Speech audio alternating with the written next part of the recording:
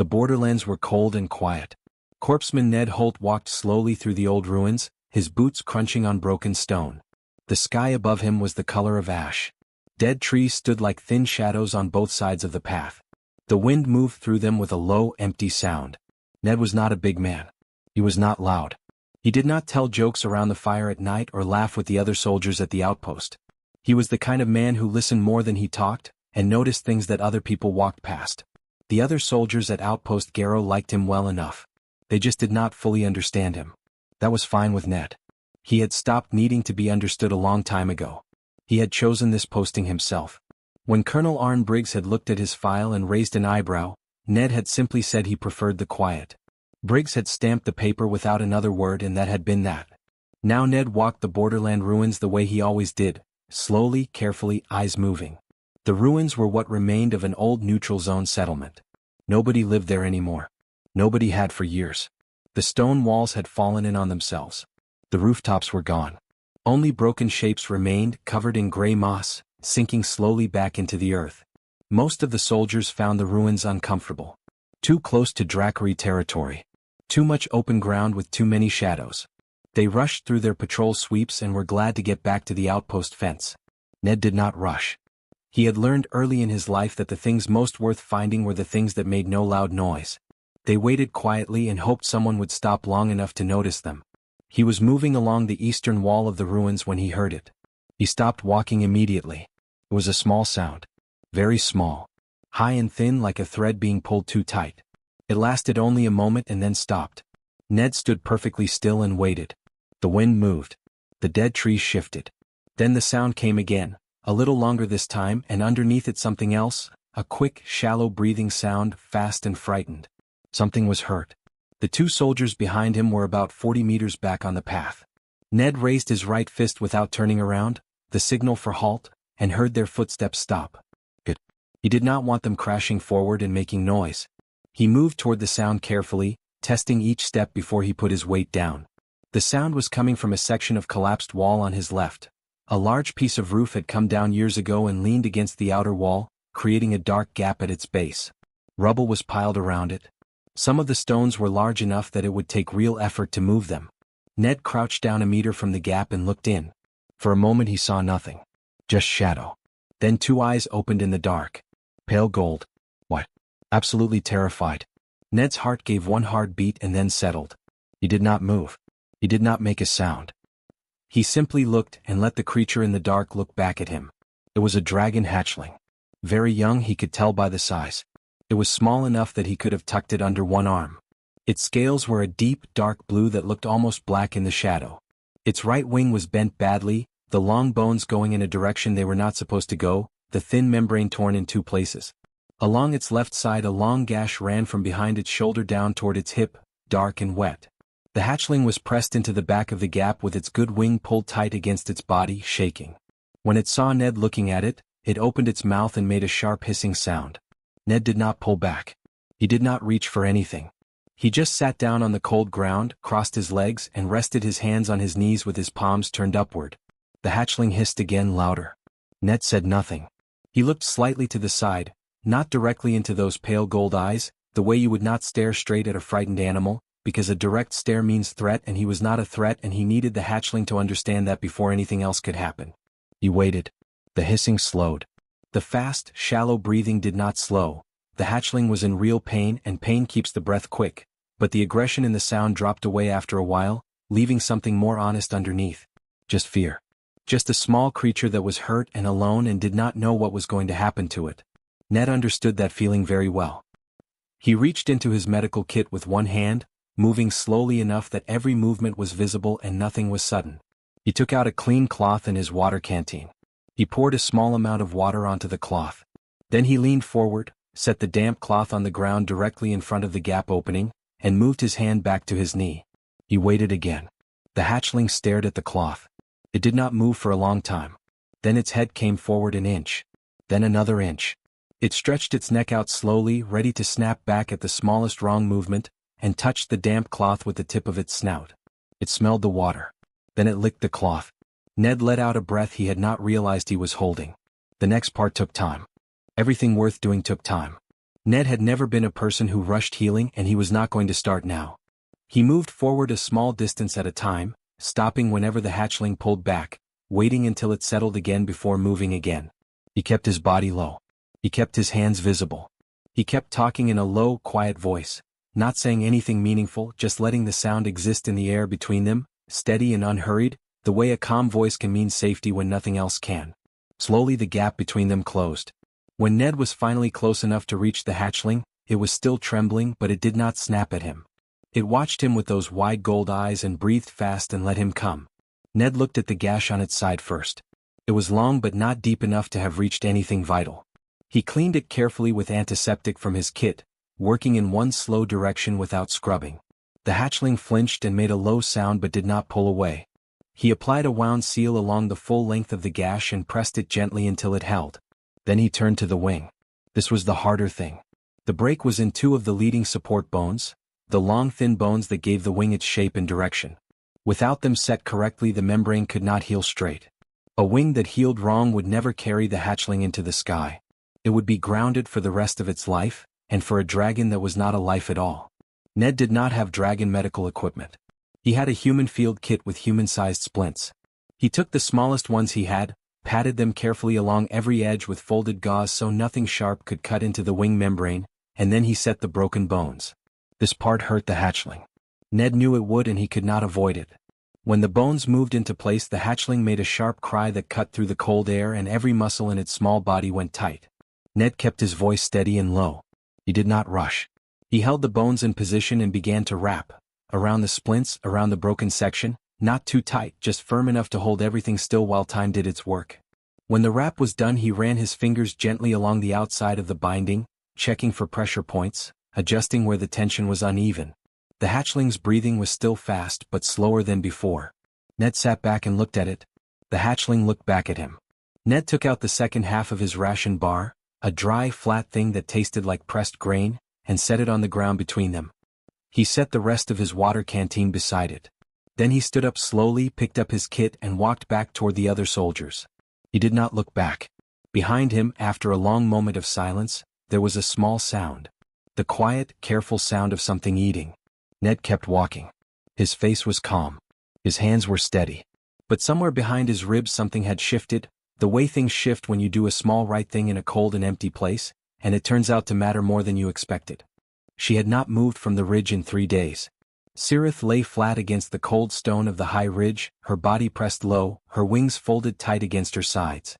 From below, in the ruins, she would have been nearly invisible, just another dark shape among the rocks, still as the mountain itself. That stillness had cost her everything these past 3 days. Every hour she lay there without moving was an hour she was not reaching her child. Every dawn that came and went was another weight added to the one already sitting on her chest. The rockslide had caught her in the eastern pass during the storm 4 nights ago. She had been flying low, trying to stay under the worst of the wind, when the rain-soaked hillside above her simply gave way. She had thrown herself sideways but not fast enough. The falling stone had hit her on the left side. 2 ribs cracked, she was almost certain, and her left hind leg had taken a blow that made it shake when she tried to put weight on it. She could still fly short distances, but landing on uneven ground was dangerous, and the ruins below were nothing but uneven ground. One bad landing with a cracked rib and a weak leg and she would be lying in the rubble beside her hatchling. So she had stayed on the ridge and watched. She had watched Kale fall during the storm. She had seen him tumble down the wet hillside in the dark, too young to control his wings in wind that strong, disappearing into the ruins below with a sound that she felt rather than heard. She had screamed for him and heard him cry back, and that cry, thin, high, frightened but alive, had been the only thing keeping her steady through the long hours that followed. He was alive. He was hurt. He could not get to her and she could not get to him. All she could do was watch. On the second day the human patrol had appeared on the path below. Cirith had gone absolutely still the moment she saw them. 3 soldiers in gray-green coats moving through the ruins in a loose line. She knew what human soldiers were. Every dragon in the Borderlands knew what human soldiers were. They carried weapons that cracked the air and left things dead. They moved in groups and they did not stop to ask questions first. That was what Cirith knew, and that was what she believed, and when the patrol turned toward the section of rubble where Kale was hidden she had pressed herself so hard against the ridge stone that the cold of it went straight through her scales. She watched the lead soldier stop. She watched him raise his fist and the others halt. She watched him crouch down and look at the gap in the rubble where Kale was hidden. She saw the moment Kale hissed at him. She could tell from the way the soldier's shoulders shifted, a tiny flinch, quickly controlled. And then the soldier sat down on the ground. Cirith watched him sit there on the cold broken stone with his legs crossed and his hands open on his knees, not moving, not reaching, just sitting. She did not understand it. She watched him for a full minute and then another and he simply did not move. The other two soldiers stayed where they were on the path. Nobody came forward. Nobody drew anything. He was waiting. She had never seen a human soldier wait like that for anything. She watched him take out a cloth and pour water on it and set it gently on the ground in front of the gap. She watched him move his hand back and rest it on his knee again. She watched Kale, after a long pause, stretch his neck out and lick the cloth. Something moved in Cirith's chest that she did not have a name for. What followed was slow and careful and unlike anything she had expected. The human moved forward by small distances, stopping each time Kale pulled back, waiting each time until her hatchling settled before coming closer. He spoke the whole time in a low voice that Cirith could not hear clearly from the ridge but could feel the shape of, steady, unhurried, the kind of sound that does not demand anything. When he finally reached Kale and began to work, Cirith watched every movement.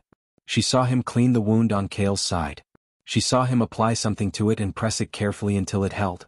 She saw him take out thin flat pieces of material and pad them along the edges and then, with slow and deliberate hands, set the broken bones of Kale's wing. She saw Kale cry out and she saw the human not flinch away but hold steady, keep his voice level, keep his hands moving in that same careful rhythm until the bones were set and the binding was wrapped and the wing was still. Then she watched him leave food and water on the ground and stand up and walk away. He did not look back. Cirith lay on the cold ridge for a long time after the soldiers were gone. She was not moving because she was thinking, and she was thinking because everything she believed about humans was sitting on one side of a scale in her mind and what she had just watched was sitting on the other side, and the scale was not balanced the way it used to be. It took her another full day to work her way down from the ridge. She went the long route, 3 kilometers of broken ground moving slowly north where the slope was gentler, favoring her injured leg, breathing carefully around the cracked ribs. By the time she reached the ruins the sky was dark and the wind had dropped.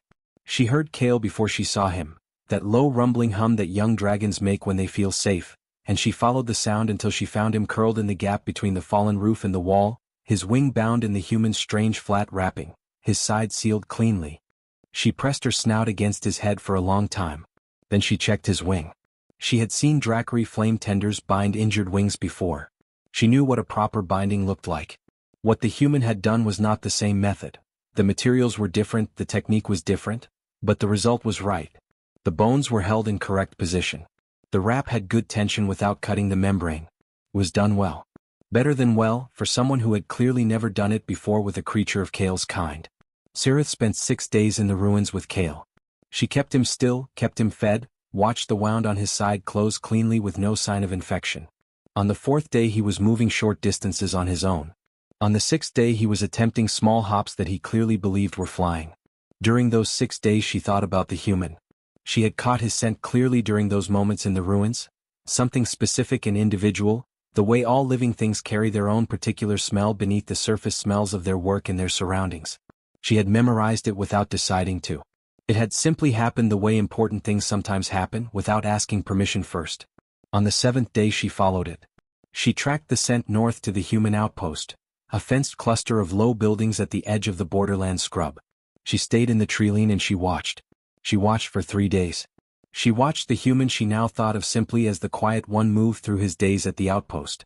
She watched him treat the injuries of his own people with the same careful hands. She watched him argue with a taller, harder-faced man. She could tell it was an argument from the body language even without understanding the words, and lose and walk away, and then gather things from his own stores and carry them on foot to the small village at the edge of the settlement.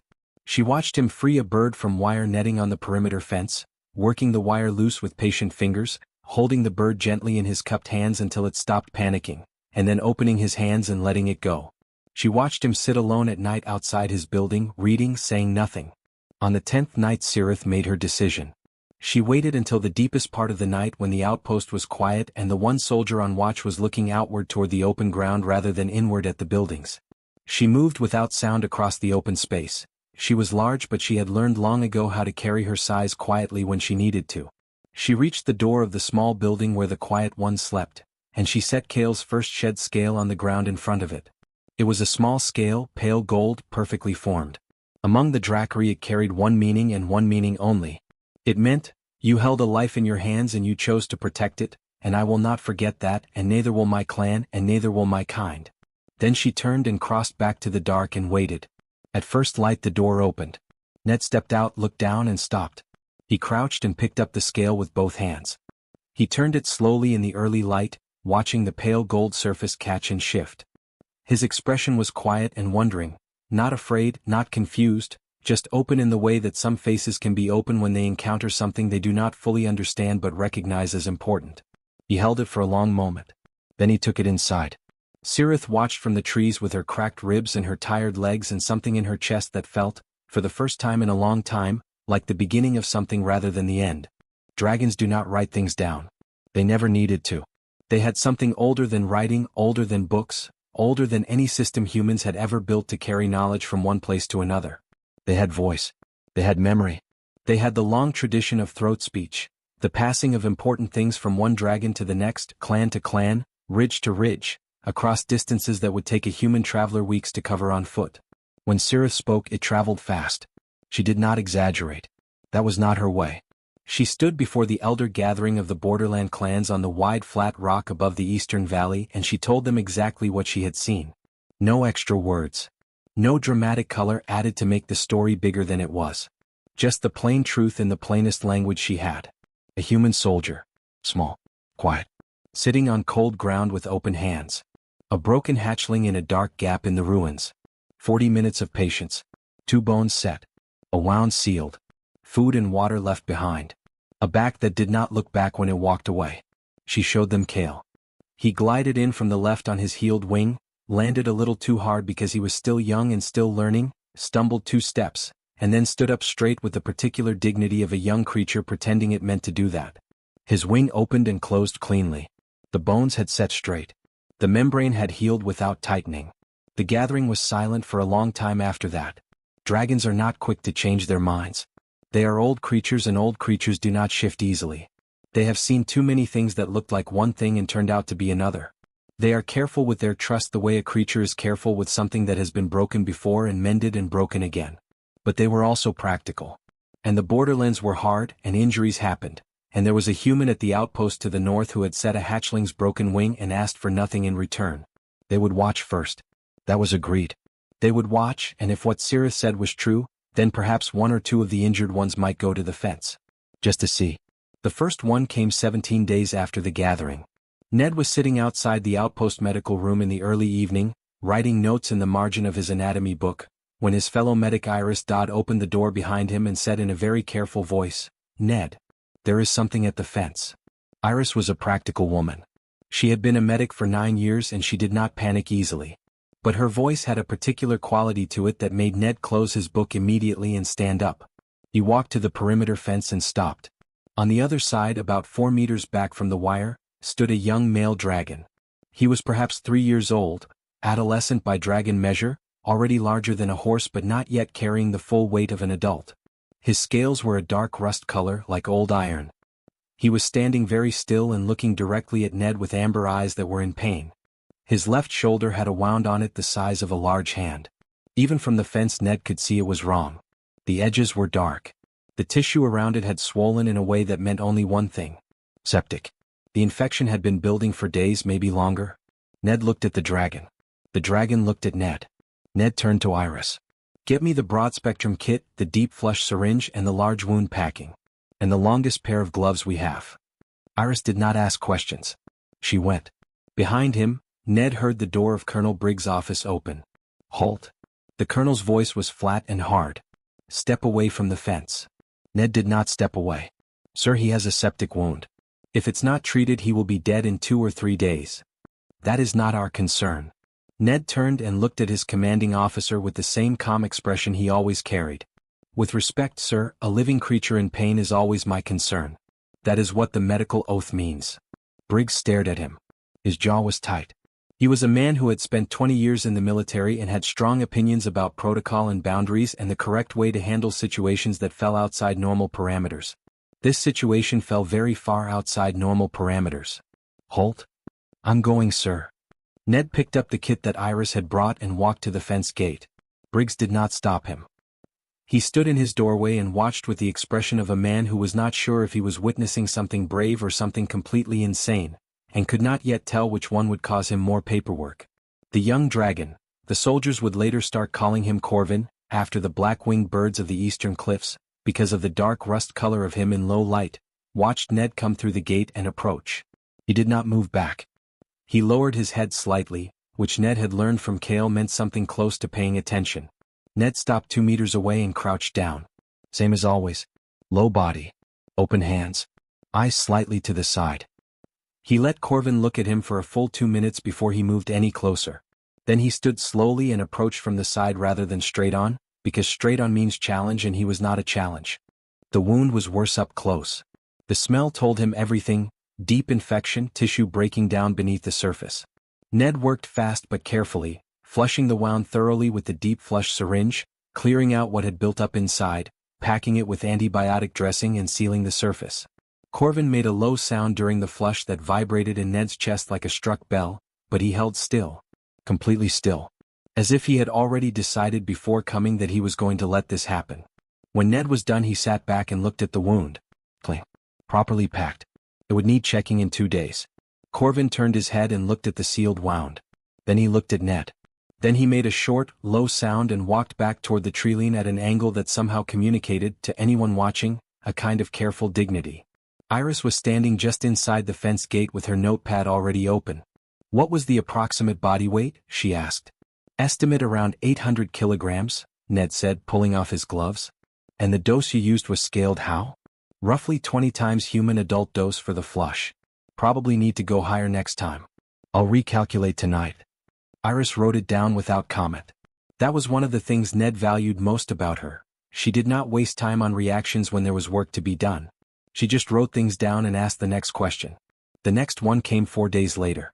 An older female appeared at the fence in the early morning, sitting patiently in the gray dawn light. She was larger than Corvin, darker in color, and she had been rubbing at her left eye with her foreclaw, which had made things worse. The eye was swollen nearly shut, weeping, clearly infected. Iris saw her first and went to get Ned without being asked. The eye infection took 3 days of treatment. Ned had to improvise a delivery method for the antibiotic wash because nothing in his kit was designed for an eye the size of a dinner plate. He used a modified irrigation bag with a wide soft nozzle and applied it twice daily. The female, who the soldiers started calling Wren because she moved in quick small bursts between long periods of complete stillness, like the little birds in the outpost yard, tolerated the treatment with impressive patience. By the 3rd day the swelling was visibly down. By the 6th day the eye was open and clear. Then came the hatchling with the stone. It arrived one morning making a wheezing sound that could be heard from inside the outpost building. Ned came out to find a dragon hatchling about the size of a large dog sitting at the fence and breathing with great difficulty, its neck extended, its mouth opening and closing in a way that was clearly not normal. Something was lodged in its throat. Ned could feel it when he carefully pressed along the outside of the hatchling's neck, a hard lump, sitting in the upper airway, not completely blocking but badly reducing the space. The hatchling was getting some air but not enough, and it was tiring fast. He had nothing designed for this. He went to the supply shed and stood in front of the shelves for 2 minutes, thinking. Then he took a length of tent-pole wire, bent the end into a small smooth loop, patted the loop carefully with gauze taped tight so there were no rough edges, and attached a long handle made from 2 tent poles joined together. He brought it back to the hatchling. Iris stood beside him. "You've never done this," she said. It was not an accusation. Just a fact. "No," Ned agreed. "All right," Iris said, and positioned herself to hold the hatchling's head steady. The hatchling held still. Ned worked the improvised tool carefully into the throat, guided by feel and the expressions crossing the hatchling's face, and after 2 long and careful minutes the stone, gray, calcified, roughly the size of a large egg, came free. The hatchling sneezed so hard it knocked itself sideways. Then it stood up, shook its whole body from nose to tail like a wet dog, and ran in a wide happy circle around both of them. Ned wiped his face. He was wearing some of the sneeze. Iris made a short sound that was almost certainly a laugh disguised as a cough. Ned looked at her. She looked at him. Around them the outpost was quiet in the early morning light, and somewhere in the treeline to the north 3 or 4 dark shapes sat very still and watched, and filed away what they had seen, and would carry it home on ancient wings before nightfall. Nobody at the outpost had ever seen anything like it. One moment the open ground beyond the fence was empty. The next moment it was not. The elder dragon simply appeared out of the early morning fog like something the earth had pushed up from below. Massive, ancient, moving with the slow and painful effort of a creature that had used every last piece of its remaining strength just to get here. And then it lay down on its side. That was what stopped everyone cold. The soldiers who were outside at that hour stood completely still. Nobody spoke. Because every person who had spent any time watching the dragons come and go from the outpost fence over the past months had learned one thing without being told. Dragons do not lie down in open ground.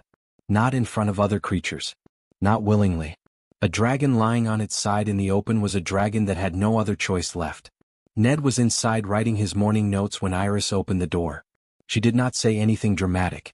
She just said, "You need to come outside now," in the tone she used when things were serious, and Ned put down his pen and came. He stood at the fence and looked at the elder dragon for a long moment. Gray was the color his name described. Ancient gray scales faded at the edges, worn smooth the way stones in a riverbed go smooth after enough years of water moving over them. He was the largest dragon Ned had ever seen up close. Even lying on his side he was immense. His body longer than 3 of the outpost buildings placed end to end, his head alone the size of a small cart. When the other dragons came to the fence they sometimes moved with a kind of cautious energy, watching everything around them. Gray was perfectly still. That stillness was not the stillness of calm. It was the stillness of a body that was running out of the ability to move. His breathing was wrong. Ned could see it from the fence, the chest rising and falling in an uneven rhythm, too shallow, working too hard for too little air. His color was off in ways that Ned was only just beginning to learn how to read in dragon physiology, but what he was reading was not good. Ned took his full kit and went through the gate. He approached the same way he always approached. Low, slow, hands visible. But Gray's eyes were already on him before he was halfway across the open ground. They were a deep, dark amber, and even now, even like this, there was something in them that was very old and very steady. Not afraid. Just tired in a way that went beyond the body.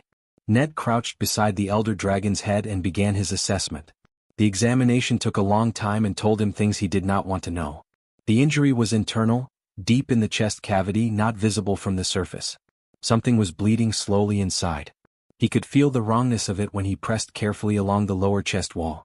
Gray made no sound when he pressed, which was almost worse than if he had, because it meant the elder dragon was conserving every small resource he had left for the simple work of continuing to breathe. Ned went back inside and wrote the emergency request himself, clearly and completely, with every detail he had observed laid out in plain language. He marked it urgent. He sent it to the nearest human medical command hub. He waited. The reply came in 2 hours. Request denied. Situation not covered under standard field medical protocol. Species classification renders case non-applicable under current directive. Await official guidance before proceeding. Ned read it twice. Then he folded it and put it in his chest pocket and went back outside to where Gray was lying in the thin morning sun with his breathing getting shallower by the hour. He filed the request again. He escalated it this time, going above the first level of command to the regional medical authority. He laid out the case again in even plainer language. He noted that without intervention the patient would be dead within days. He used the word patient deliberately because that was what Gray was, and he wanted that word sitting in the middle of their official document. The second reply came faster than the first. Denied. Political sensitivity requires this matter be handled through proper interspecies channels. No field action to be taken pending official guidance. This directive comes from senior command. Ned sat with the second denial in his hands for a while. Colonel Briggs appeared beside him after a few minutes and read the paper over his shoulder without asking. He stood there for a moment. Then he said in a voice that was quieter than his usual voice, "I'm sorry, Holt." He meant it. Ned could tell. But sorry did not change the paper in his hands. Ned stood up. He went to find Sirith. She was in the treeline to the north as she often was these days, not hiding exactly, more like keeping a respectful distance while remaining available. Ned had learned over the months how to signal to her that he needed to talk. He walked to the edge of the treeline and stood still and waited, and within a few minutes she appeared from the shadow of the trees and came to him. He could not speak her language. She could not speak his. What they had built between them over the months was something that existed in the space between languages, in drawings and gestures and the careful pointing at things, in the patient repetition of meanings until the other one's face showed understanding. Ned showed her the drawings he had made of Gray's chest, Rough diagrams of what he believed was happening inside, where the bleeding was coming from, what it was doing to the surrounding tissue.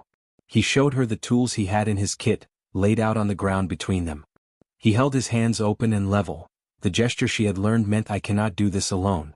He pointed at Gray's still form on the open ground and then back at the tools and then back at his open hands. Cirith looked at the drawings for a long time. Then she raised her head and sent a short, sharp sound into the dark of the trees.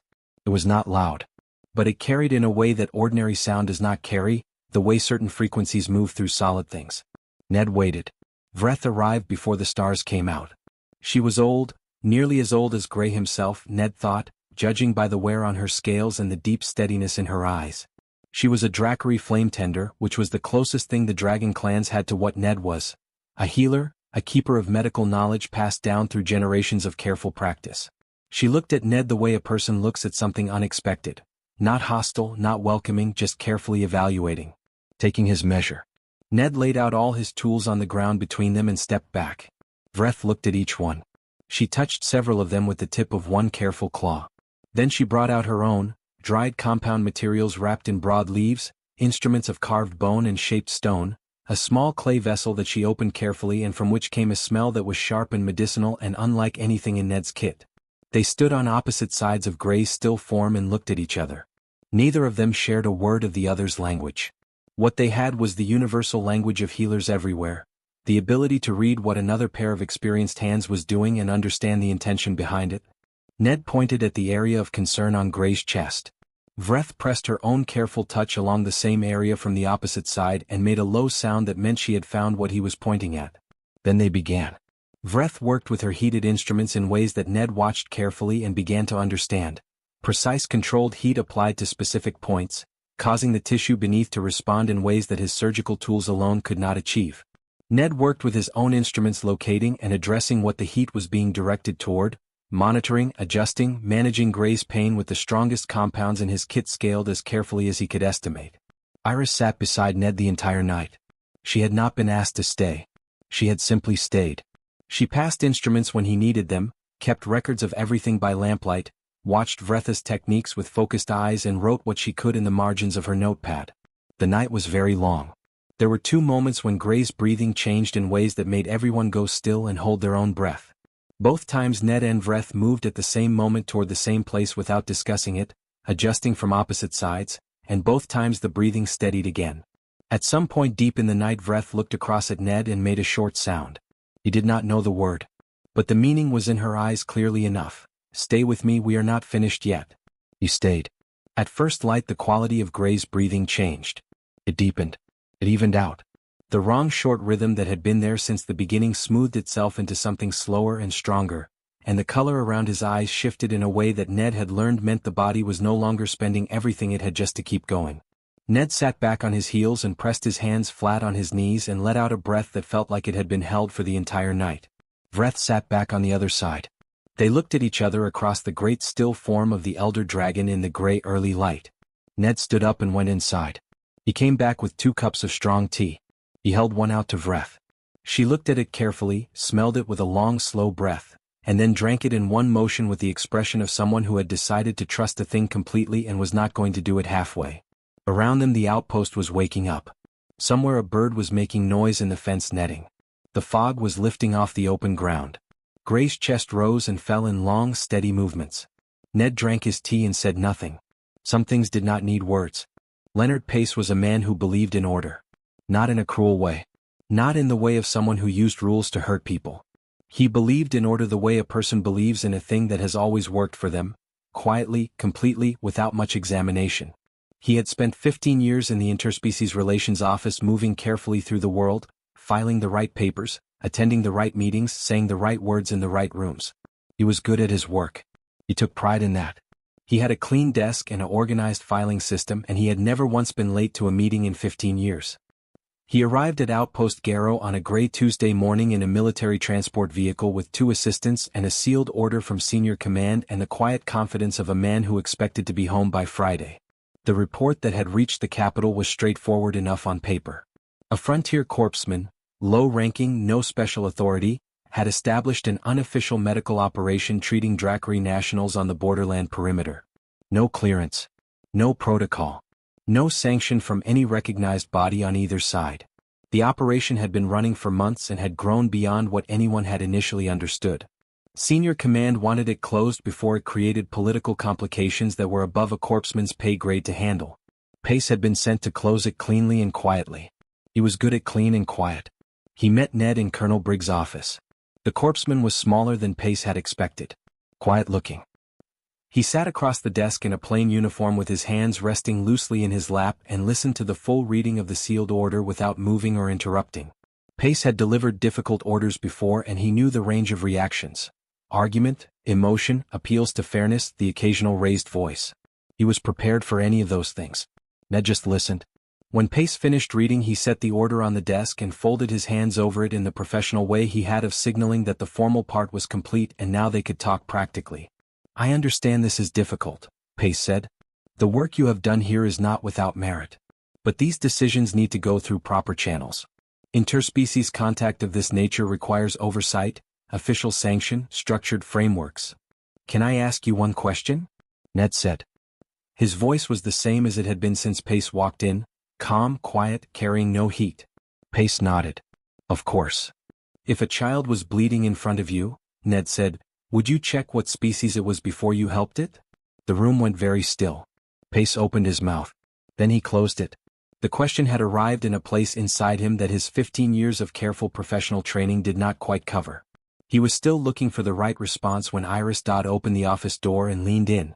Ned, she said. You should come outside. Something in her voice made everyone in the room stand up. They came out into the open ground of the outpost and stopped. The fog had lifted fully by now and the morning was clear and cold and the open ground beyond the perimeter fence was filling up with dragons.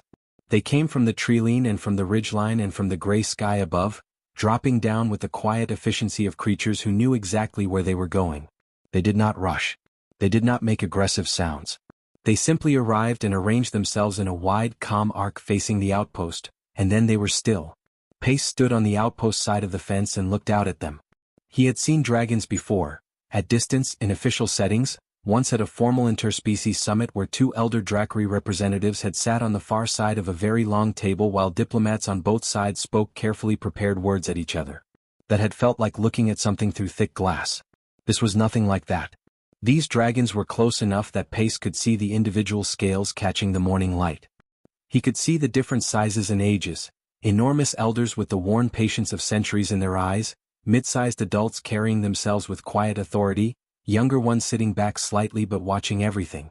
He could see the differences in color and scale pattern that he was only now beginning to understand represented different clans, different lineages, different parts of the borderland territory. And they were all looking at the outpost. Not with aggression.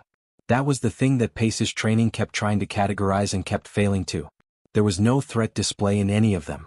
No raised wings, no exposed teeth, no forward posture. They were simply present. Gathered. Waiting. Ned had come to stand at the fence. From the gathered dragons, 3 figures moved forward. They were elders. Pace could tell by the way the others shifted slightly as they passed. A subtle collective deference that required no instruction. They crossed the open ground slowly and stopped at the fence line. The eldest among them was carrying something in his front claws. Pace had been briefed on Drakri customs in a general way, the kind of briefing that covers broad categories without going deeply into any of them. He did not recognize what was being carried. It was a long cord, braided, made from what appeared to be scales of many different colors and sizes. Pale gold, dark gray, rust brown, deep green, midnight blue. Every color slightly different, every piece the same careful size, woven together into something that was clearly deliberate and clearly significant. The elder crossed the remaining distance to where Ned was standing at the fence. He stopped. He lowered his head, not a bow in the human sense, something older and more considered than that, a gesture that carried weight in the way that only gestures with centuries of meaning behind them can carry weight. He held the cord out toward Ned. Ned looked at it for a moment. Then he reached through the fence with both hands and received it. The moment he took it in his hand, something moved through the gathered dragons. Not a sound exactly, more like a collective exhale, a release of something that had been held. Several of the younger dragons made low sounds. Kale, who was near the front with his heeled wing folded neatly, made the rumbling hum that Ned had come to know well over the months. Cirith stood tall and still and said nothing, and her eyes did not leave Ned's face. Iris, standing just behind Ned, had her hand pressed over her mouth. Even Colonel Briggs, who had appeared in the doorway of his office and was standing with his arms folded in the way he stood when he was feeling something he had not prepared himself to feel, had gone very quiet. Pace stood slightly behind and to the left of all of them and looked at everything in front of him. He looked at the cord in Ned's hands, the braided scales of every clan, given to no human before this moment in all the history of contact between these two peoples. He looked at the gathered dragons standing in patient, dignified silence in the clear morning air. He looked at the elder who had just stepped back with the particular stillness of someone who has done an important thing and does not need to make any more of it than it already is. He looked at Ned, small, quiet, plain uniformed Ned, standing at a borderland fence holding something in his hands that 15 years of official diplomatic effort had never come close to producing. Pace thought about the question Ned had asked him in the office. He thought about the sealed order folded in his coat pocket. He thought about the clean desk back in the Capitol and the organized filing system and the 15 years of careful movement through rooms where important things were discussed and carefully worded and then filed away. He put his hand in his pocket and touched the pen he always kept there, the good one, the one he used for official signatures. Then he took his hand back out of his pocket. Without the pen. He turned and walked back inside without saying anything to anyone. In the borrowed quarters they had given him at the outpost, he sat down at the small desk and he stayed there for a long time just sitting. Not writing yet. Just sitting with the morning light coming through the small window and the quiet sounds of the outpost around him and the image in his mind of a braided cord of scales being placed into a pair of human hands at a borderland fence. Then he took out his writing paper and he began. He did not write the closure report he had been sent to write. He wrote something else, longer, more careful, less clean than his usual work. He wrote what he had observed. He wrote it plainly and completely. He wrote about the dragons and the cord and the elder's lowered head. He wrote about the months of work that had been done here without sanction or support or any official recognition. At the bottom, in his own handwriting rather than the formal print he normally used, he added a note. It said, "This was not built by policy. It will not be preserved by policy either. But it would be a serious mistake to destroy it with policy. I am recommending full recognition and structured support, effective immediately." He signed it. Then he put down his pen and looked out the window at the open ground where the dragons were slowly, quietly dispersing back into the morning. He sat there for a while longer. He was thinking about a question he still had not answered. He thought he probably knew what his answer was. He thought it was the same as Ned's. 1 year is not a long time. In the history of the Borderlands, 1 year was nothing. The Borderlands had been cold and gray and divided for generations. Longer than any living soldier could remember, longer than most official records went back. Long enough that the division had stopped feeling like something that had happened and started feeling like something that had always been. Like weather. Like geography. Like a fact of the world that simply was and would continue to be. 1 year had not changed any of that. But it had changed one small piece of ground in the middle of it. The place did not look like much from a distance. No grand buildings. No tall fences with official signs. No polished surfaces or impressive gates. Just a cluster of practical structures built low and solid against the borderland wind, arranged around a wide open central space that could accommodate things of very different sizes. Some of the buildings had wide doorways. Some of the doorways had no doors at all, just open arches that let the air move freely in and out. There was a long shared workspace with a high ceiling that smelled permanently of antiseptic and something herbal and ancient that came from Vretha's compound stores. The soldiers called it the station. The dragons called it something in Drackery that translated roughly as the place where the quiet human works, which everyone agreed was accurate if not exactly official. Both names stuck. Neither one was wrong. Ned arrived at the station every morning before anyone else. He was not asked to come early. Nobody had set his hours or given him a schedule that required it. He simply woke before dawn the way he always had and lay there for a few minutes in the dark thinking about what the day would need, and then he got up and went to work. He was checking the morning supply levels on a cold, clear day when the sound came from outside, the familiar heavy rhythm of large wings folding after landing. He did not look up from the supply list immediately. He finished the count he was doing, noted the number, and then walked to the wide doorway. Kale was standing in the central space shaking the cold off his wings. He was not small anymore. A year of good feeding and full healing had filled him out into something that was genuinely impressive. Not adult size yet, not even close, but no longer the tiny trembling thing in the dark gap of the ruins either. His head came up past Ned's shoulder when they stood together. His healed wing opened to a span that caught the morning light cleanly, the mended membrane strong and straight, carrying him in long arcs over the borderland scrub without any effort at all. He looked at Ned with those pale gold eyes. Then he walked over and stood beside him in the doorway the way he did every morning, close enough that his shoulder was warm against Ned's arm. Ned reached up and put a hand briefly on the side of Cale's neck. Cale made the low rumbling hum. This had become the way mornings started at the station. Everyone who worked there had quietly accepted it. The young human medics who rotated through on their postings had stopped finding it strange after the first week and had started finding it something else. Something they did not always have a word for but which had to do with the feeling of being in a place where something true was happening. Iris came in an hour after Ned as she always did, with her notepad already open and a cup of tea in her other hand. She looked at the supply list Ned had left on the work table, added 3 items he had not thought of, and crossed off one he had overordered.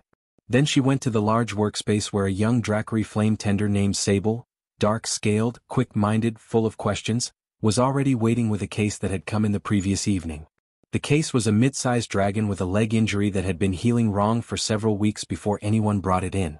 Iris and Sable worked on it together, talking across the table in the shorthand they had developed. Part gesture, part drawn diagram, part the particular professional language of 2 healers who had spent enough time working side by side that they had built their own way of understanding each other. Ned watched them from the doorway for a moment. A year ago Sable had stood at the perimeter fence the way they all once had, cautious, evaluating, ready to leave at the first wrong movement.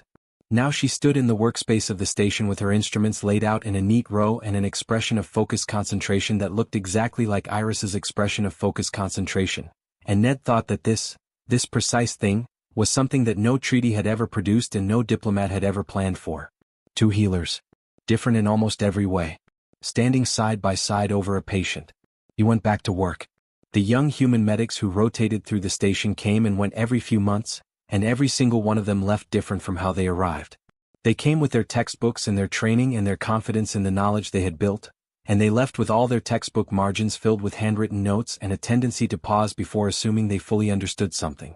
They went back to their home facilities and asked questions that their senior colleagues had never been asked before, and requested equipment modifications that nobody had thought to request, and approached cases with a flexibility that their training alone had not given them. The Drackery flame tenders who came to observe did the same thing in the other direction. They returned to their clans asking questions that had not been asked before, carrying new techniques alongside old ones, adding without discarding. Knowledge moved both ways. It always had, Ned supposed. It just needed a place to move through. Gray came to the station every week. He moved more slowly than he once had. The internal injury had left its mark and he was very old and age does not reverse itself. But he came and he stayed for a few hours each visit, and the young flame tenders sat near him when they could and listened to him talk in the way that young healers sit near very old ones and try to absorb something that cannot be written down. Vreth was at the station more often than not. She and Ned had developed a working relationship that was one of the stranger and more functional things in the Borderlands.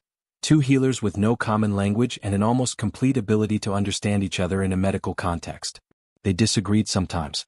Ned would propose an approach and Vreth would make the particular sound that meant she thought there was a better way, and they would work through it by demonstration until one of them was convinced or until they found a third option that was better than either of the first 2. Iris kept records of every disagreement and every resolution. She said it was the most valuable part of the entire archive. One evening after the work had quieted, Ned sat at the small desk in his room and looked at the pile of notes he had been building for months. Pages and pages of observations, measurements, dosing estimates, technique descriptions, case outcomes. Everything he and Iris and the others had learned written down in plain, careful language. He had been meaning to organize it properly for a long time. He started that night. He worked on it for 3 weeks in the evenings after the day's cases were done. He wrote it the way he did everything, without drama, without large words where small ones would do, without anything that was not necessary.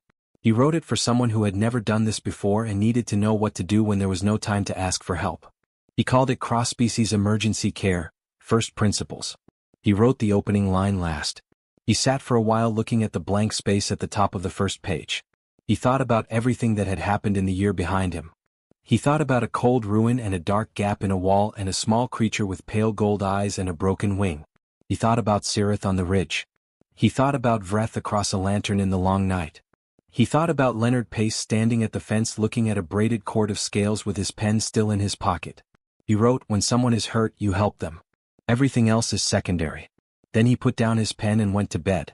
On a quiet afternoon between cases, Ned walked alone to the ruins. It was a 20-minute walk through the borderland scrub and he told nobody he was going. He just went. He had been back a few times over the year, never for long, never with any particular plan. He just came sometimes and sat for a while and then went back. He sat on the flat stone near the collapsed wall and listened to the wind move through the dead trees. The gap where he had found Kale was still there in the rubble, smaller looking now than it had seemed that first day. Everything was the same gray stones, same broken walls, same cold empty silence. He looked at the gap for a long time. He thought about how everything that had grown over the past year had started in this exact place. Not with a plan. Not with an order or a policy or a diplomatic framework. With 40 minutes on cold ground. With a damp cloth set gently in front of a frightened creature. With the simple decision to stay when it would have been much easier to walk away. He reached down and picked up a small stone from the ground near his feet. Smooth, gray, unremarkable. The kind of stone nobody would ever look at twice. He turned it over in his hand once. Then he put it in his jacket pocket and stood up. He turned around and walked back through the scrub toward the station. Behind him the ruins were quiet. Ahead of him the low buildings of the station were visible against the sky, and from the central space came the sound of voices, human and Dracari both, talking across the language between them in the way of people who have found that the work matters more than the words. Kale appeared from above, dropping down in a clean arc to land beside Ned on the path and fall into step with him the way he always did. Ned did not look surprised. He never did anymore. They walked back together through the cold borderland morning, the man and the dragon whose broken wing had started everything, toward the place where the work was waiting. The work was always waiting. And Ned Holt had never once in his life minded that.